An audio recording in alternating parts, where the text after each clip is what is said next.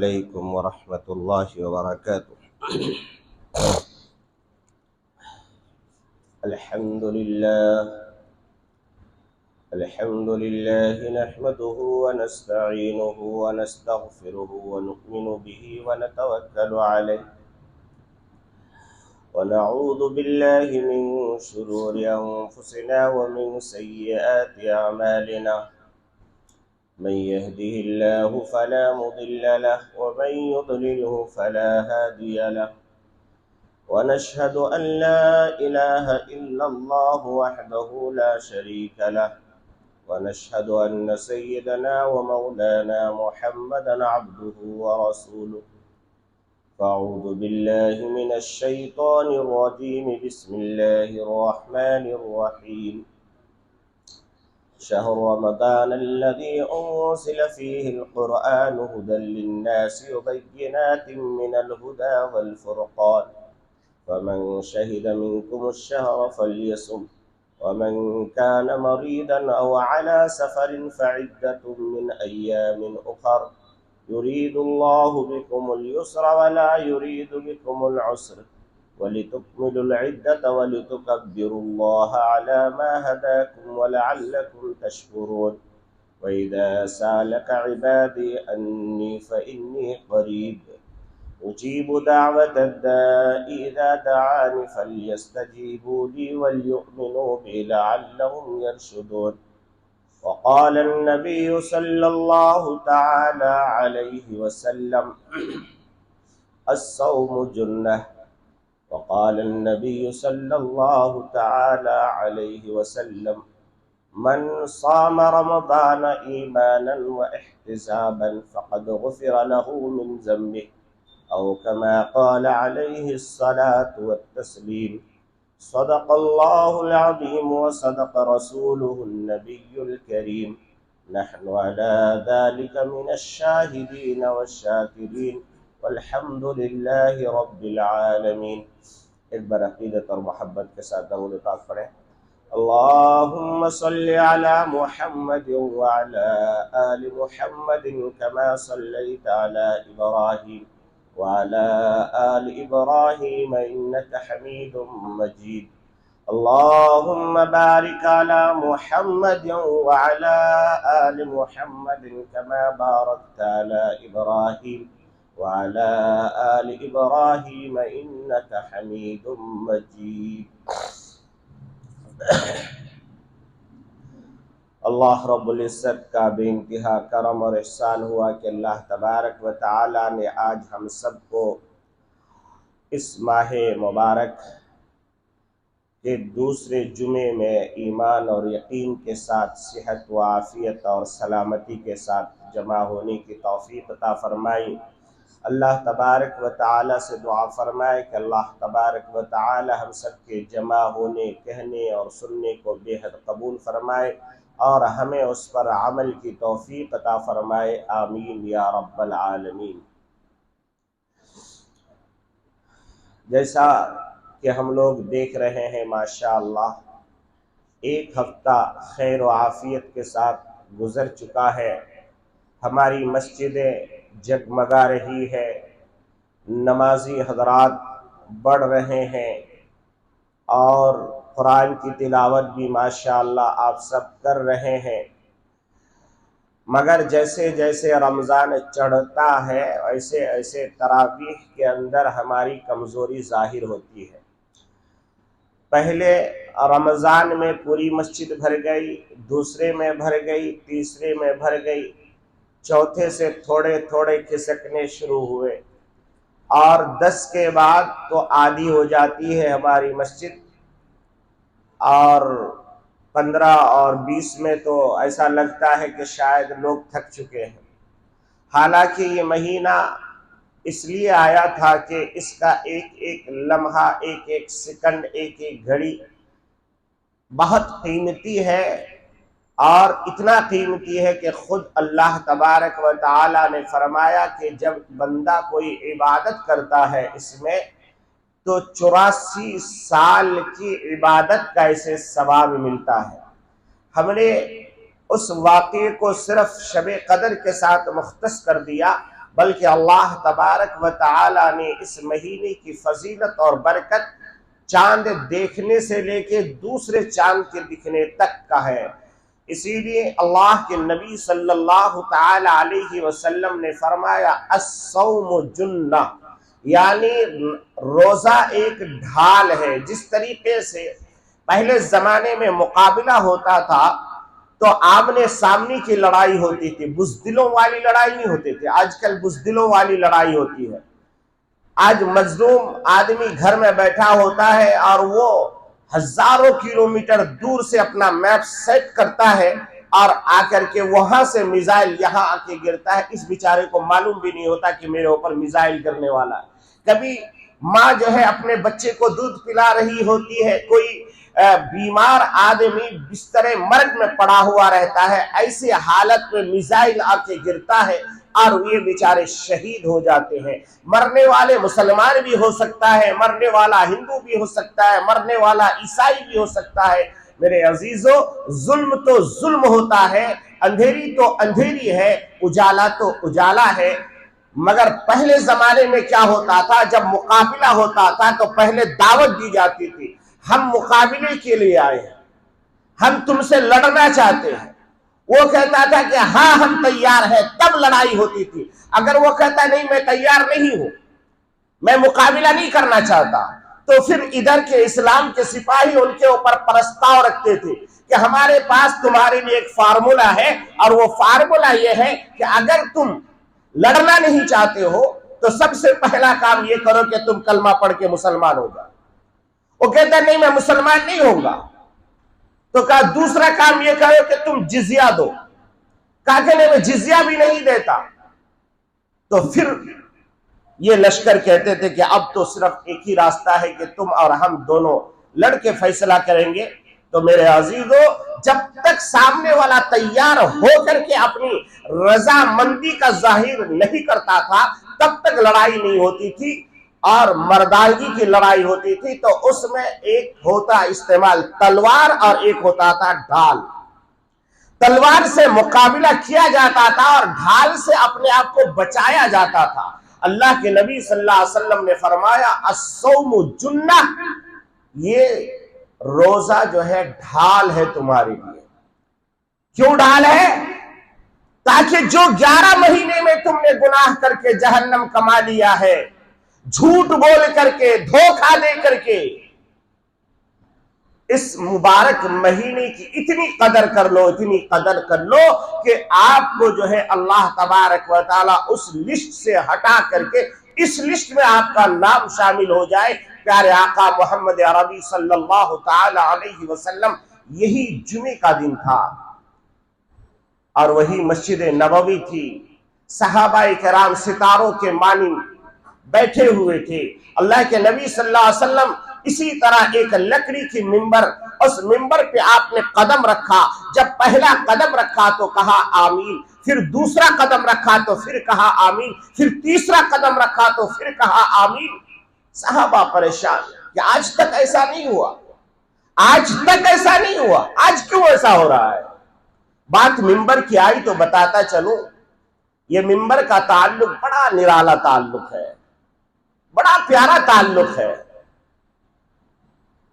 अल्लाह के नबी सल्लल्लाहु ताला अलैहि वसल्लम मस्जिद नबवी में जब खुतबा देते थे तो कोई मिंबर नहीं था, एक दरख्त था, खजूर का टूटा हुआ दरख्त।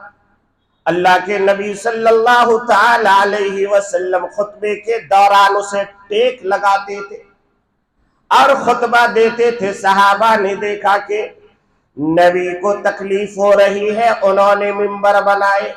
मिंबर बना करके नबी पाक सल्लल्लाहु अलैहि वसल्लम को पेश किया। अल्लाह के नबी सल्लल्लाहु ताला अलैहि वसल्लम मिंबर पे तशरीफ फरमा हुए।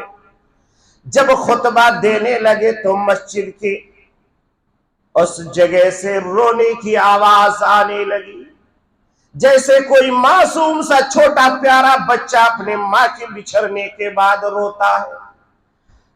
बच्चा भूख की वजह से, प्यास की वजह से अभी बोल नहीं सकता, मगर रो करके अपनी जरूरतें पूरी करता है।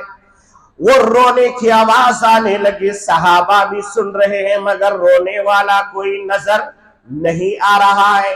अल्लाह के नबी सल्लल्लाहु ताला अलैहि वसल्लम ने सहाबा से पूछा, क्या तुम्हें रोने की आवाज नहीं आ रही? सहाबा ने कहा, या रसूल अल्लाह सल्लल्लाहु ताला अलैहि वसल्लम, हमें रोने की आवाज तो आ रही है मगर कहां से आ रही मालूम नहीं हो रहा है। कोई सहाबा में रोने वाला नहीं, कोई जिन्नात रोए तो रोए, हम उसे देख नहीं सकते। अल्लाह के नबी मिंबर से नीचे तशरीफ ले गए, उस खजूर के तने पे हाथ रखा, उसे तसल्ली दी, जैसे आज कोई गमगीन आदमी के सर पे हाथ रख करके तसल्ली देते हैं, घबराओ मत, अल्लाह की रहमतें हमारे साथ। जब अल्लाह के नबी ने उस खजूर के तने पे हाथ रखा तो रोना बंद कर दिया। अल्लाह के नबी ने सहाबा से कहा कि मेरे यारो, असल बात यह है कि जब मैं खुतबा देता था इसे टेक लगाता था, आज मैंने जब टेक लगाना छोड़ दिया तो ये मेरी जुदाई में रो रहा है। सूखे हुए खजूर के तने को तो समझ में आया कि नबी की जुदाई क्या है, मगर आज के मुसलमान को समझ में नहीं आया। आज का मुसलमान नबी की लाई हुई शरीयत को पांव के नीचे रोंदता है, रमजान मुबारक का रोजा तो रखता है मगर जुमे के दिन नाई के दुकान में जाकर के शेविंग करा करके अपनी दाढ़ी को जूते के नीचे डालता है। इसे नहीं नबी से सिफारिश लेनी, इसे नबी के से कोई मोहब्बत नहीं है।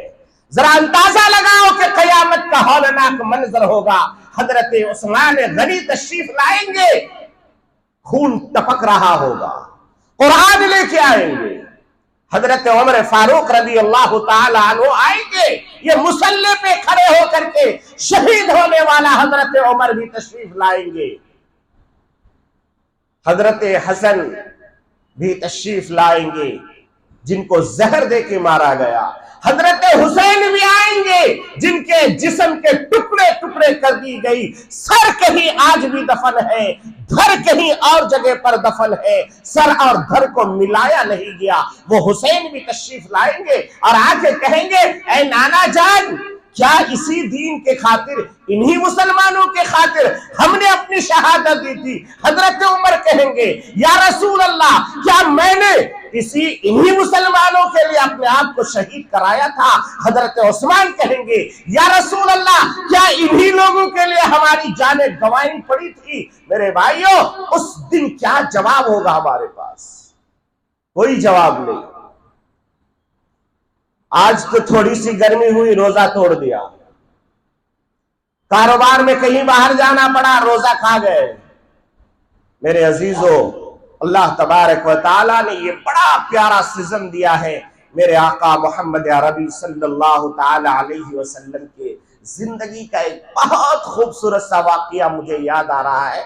माँ फातिमा ज़हरा रज़ी अल्लाह तआला अन्हा रोजे से है। हजरत अली मजदूरी करके कहीं से कुछ लेके आए, इतना आटा लाया कि जिससे 4 पेड़े बन सके, 4 रोटियां बनाई गई। गौर से सुनना, आज आप दस्तरखान सजा करके फेसबुक में डालते हो, व्हाट्सएप में डालते हो, दूसरे लोगों को दावत देते हो कि देखो हम लोग इतनी नेमतें खा रहे हैं, तुम्हें शर्म नहीं आई?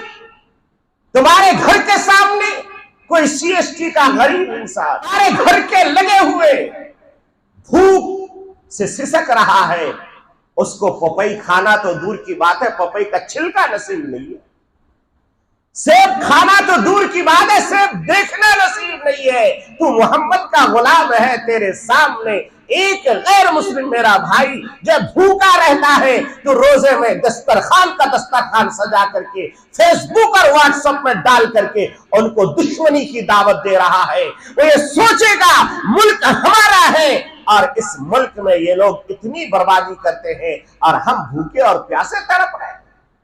ये कहां का दीन है, कहां की शरीयत है मेरे भाइयों? हजरत फातिमा ज़हरा रज़ी अल्लाह तआला अन्हा ने रोटियां पकाई, मगरिब की अजान हुई, नमाज के लिए हजरत अली ने मस्जिद चले गए।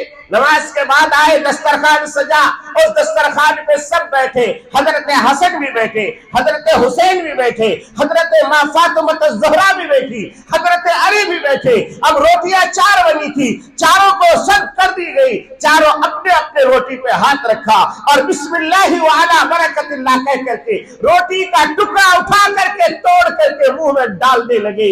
मां फातिमा ज़हरा रज़ी अल्लाह तआला अन्हा उस रोटी को लपेटती है, लपेटने के बाद उठाती है और अपने अपने ओढ़नी के कोने में लपेटती है। हजरत अली पूछते हैं, ऐ फातिमा क्या बात है, रोटी क्यों समेट रही हो, क्या बाद में खाओगी, क्या नतीजा है, क्या कुरान पढ़ते पढ़ते जब थक जाओगी तब खाओगी? हजरत फातिमा कहती है, ऐ मेरे सरताज, असल बात यह है कि ये रोटी मुझे 4 दिन में नसीब हुई है, बड़ी मेहनत के बाद आप कमा के लाए, ये रोटी मेरे हिस्से में तो आ गई, मगर पता नहीं मेरे बाप को, मेरे अब्बा हुजूर को, मेरे अब्बा को रोटी मिली है कि नहीं।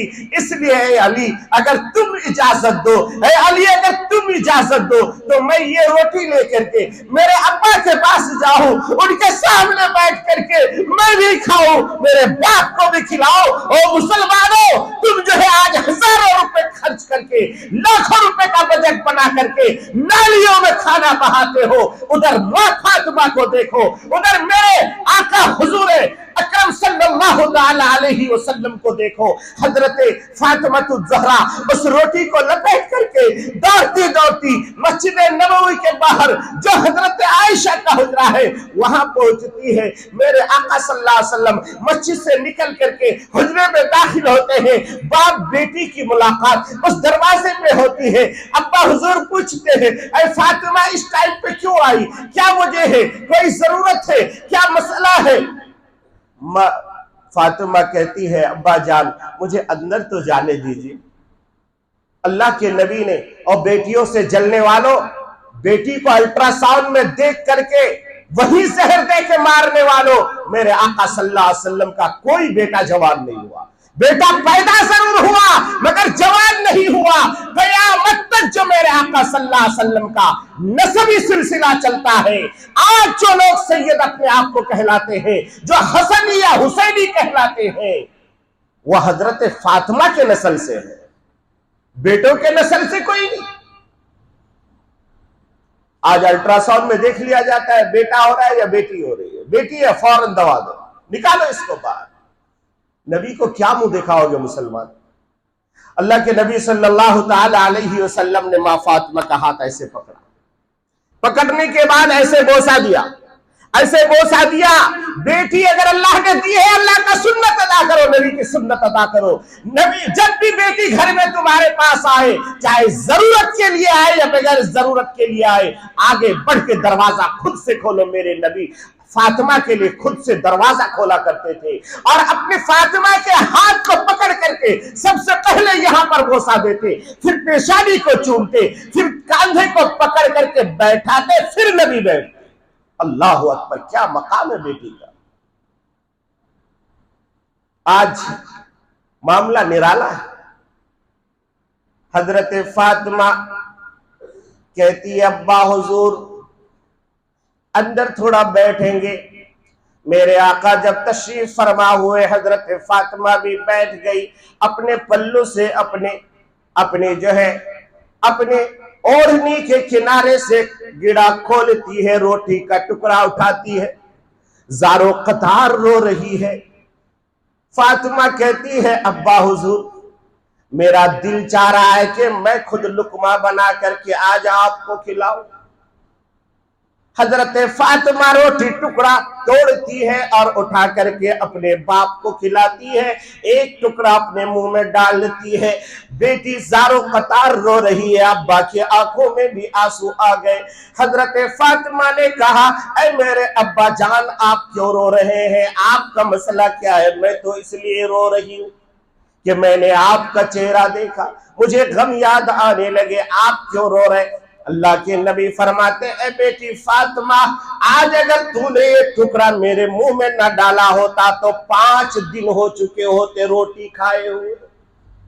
चौथे दिन के बाद ये 5वां दिन आज मैं जो है रोटी से इफ्तार कर रहा हूं, रोटी खा रहा हूं। ओ मुसलमानों, जरा सोचो तो सही, लाखों रुपए खर्च करने वालों, खाना को बर्बाद करने वालों, नबी का ये हाल है कि 4 दिन के भूखे 5वें दिन नबी ने रोटी खाई और हजरत फातिमा ने आधी खिलाई और आधी खुद खाई। फिर हजरत फातिमा रोने लगी और रोते हुए कहने लगी, ऐ अब्बा हुजूर, मैंने रोटी तो खिलाई मगर आधी खिलाई, पता नहीं आपका पेट भरा कि नहीं। ऐ अब्बा, अल्लाह के नबी सल्लल्लाहु अलैहि वसल्लम ने फरमाया, ऐ फातिमा, हमने जो खाया अल्लाह का शुक्र अदा करो, अल्लाह ने दिया इसका शुक्र अदा करो, अगर मिल जाए तो खा के शुक्र अदा करो और ना मिले तो सब्र कर लो। मैं आपको बता रहा था, मेरे आका मोहम्मद अरबी सल्लल्लाहु ताला अलैहि वसल्लम मिंबर पे तशरीफ फरमा हुए कहा आमीन, फिर कहा आमीन, फिर कहा आमीन। साहबा ने कहा, या रसूल अल्लाह, ये मामला क्या है, क्यों आज आमीन आमीन कहा जा रहा है? अल्लाह के नबी ने फरमाया, ऐ मेरे यारो, जब मैं नमाज के लिए खुतबा देने के लिए मिंबर पे कदम मुबारक को रखा तो हजरत जिब्राइल सामने तशरीफ लाए और उन्होंने कहा, मोहम्मद आमीन कहिए, ताकीद की, है मोहम्मद आमीन कहिए। हजरत जिब्राइल ने कहा, हलाक हो जाए, बर्बाद हो जाए वो शख्स जिसकी जिंदगी में रमजान जैसा मुबारक महीना आए। सोचिए जरा, अंदाजा कीजिए, आज कोई भी आदमी मिलता है, इमाम साहब मिलता है, हजरत दुआ फरमा दीजिए, मुअज्जिन साहब मिलता है, दुआ फरमा दीजिए। होना चाहिए, नेक लोगों से दुआ की दरखास्त करें, मगर क्या उससे भी बड़ा कोई नेक होगा मोहम्मद रसूलुल्लाह जैसी शख्सियत और हजरत जिब्राइल जो नूर, यानी बिल्कुल सरापा नूर, जिन्होंने कभी कोई गलती नहीं की। हजरत जिब्राइल ने कहा, हलाक हो जाए वो शख्स जिसकी जिंदगी में रमजानुल मुबारक जैसा मुबारक महीना आए और उस महीने की इबादत करके उसने अपने आप को जन्नत का मुस्तहिक ना बना ले। अल्लाह के नबी ने कहा आमीन। फिर दूसरे पीढ़ी पे जब पांव रखे फिर कहा हजरत जिब्राइल ने, या रसूल अल्लाह आप आमीन कहिए। कहा कि हलाक और बर्बाद हो जाए वो शख्स जिसकी जिंदगी में बूढ़ा माँ बाप उसे मिल जाए। आहा, क्या जुमला है, जिसकी जिंदगी में बूढ़ा माँ बाप उसे मिल जाए और उनकी खिदमत करके वो अपने आप को जन्नत का मुस्तहिक न बना ले। हम लोग नेकी हासिल करने के लिए अजमेर का सफर करते हैं, कलियर का सफर करते हैं, मगर दूसरे रूम में बाप रहता है, कभी दरवाजा खोल के खैरियत नहीं पूछते। बाप तड़प रहा होता है, बेटा डिनर में बड़े बड़े 5 स्टार होटलों में जाता है, बाप की खबर लेने की इसे फुर्सत नहीं है, फोन में इतना बिजी रहता है।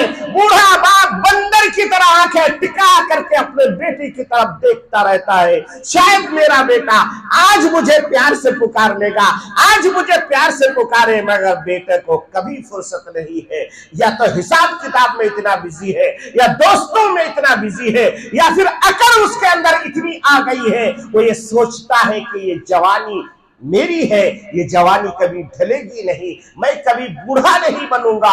वो अकड़ में इतना रहता है कि कभी बाप की तरफ मोहब्बत की नजर से देखता तक नहीं है। पल्ले बांध करके ले जाइए, एक इंसान बंगलोर से हज करने के लिए जाएगा, 5 लाख रुपए आज के दिन खर्च होता है, प्राइवेट में जाए 7, 8, 10 लाख तक का खर्च होता है, मगर हज कबूल हुआ उसकी कोई गारंटी नहीं है। इसका हज हुआ या नहीं इसकी भी गारंटी नहीं है, मगर एक गारंटी है, ये मनव्वर अपनी जुबान से ऐलान कर रहा है, एक गारंटी है, एक बार मोहब्बत की नजर से अपने माँ बाप को देख लो, एक हज मकबूल का सवाब है। और ये मेरी जुबान नहीं, ये मेरे आका मोहम्मद रसूलुल्लाह सल्लल्लाहु अलैहि वसल्लम ने सर्टिफिकेट दे दिया।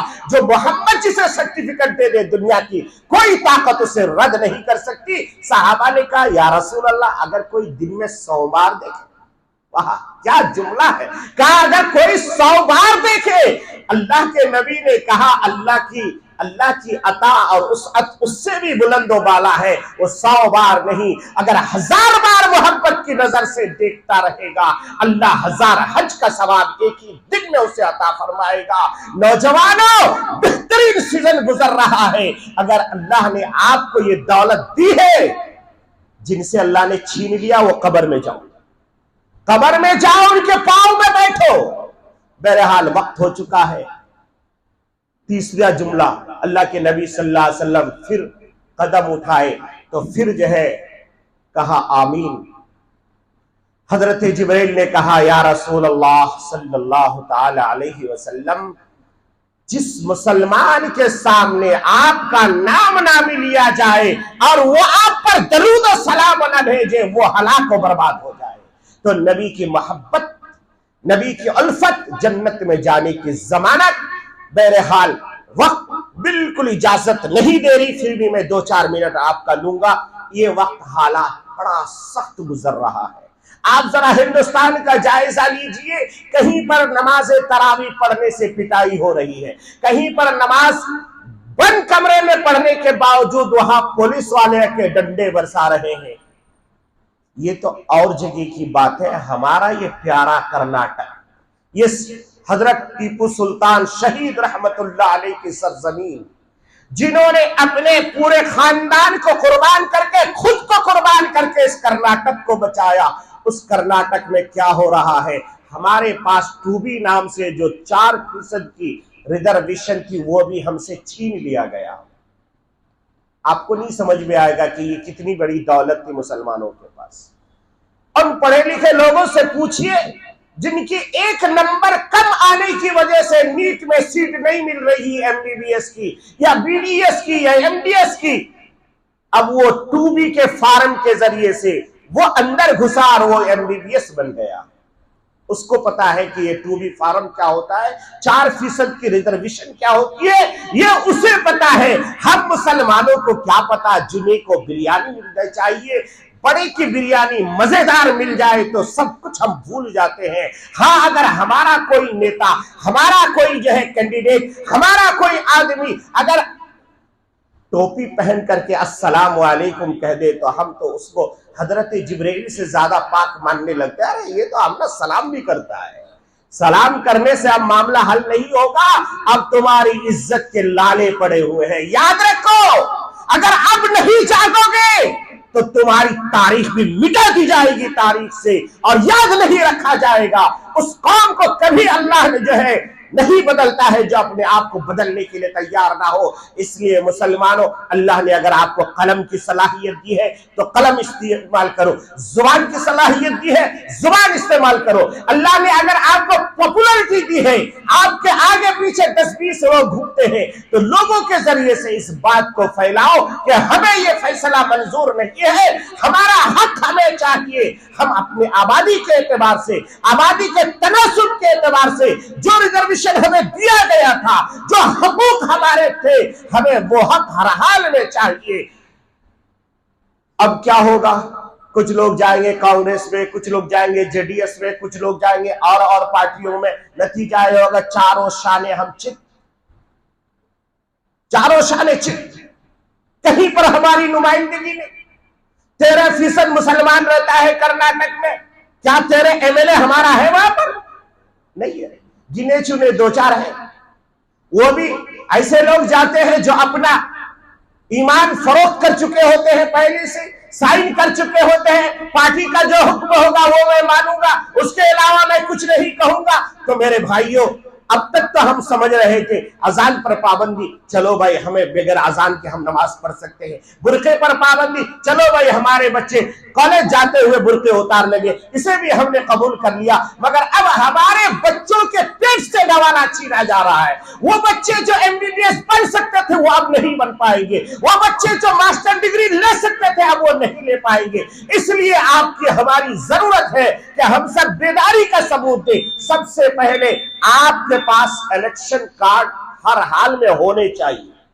वोटर ID कार्ड आज भी मुसलमानों के पास 50% लोगों के पास वोटर ID कार्ड नहीं। 18 साल बच्चे का हो गया, अभी तक अप्लाई ही नहीं किया। भाई कौन? हजरत जिब्रील आएंगे आपका अप्लाई करने के लिए। भूख आपको लगती है, खाना आप खाते हो।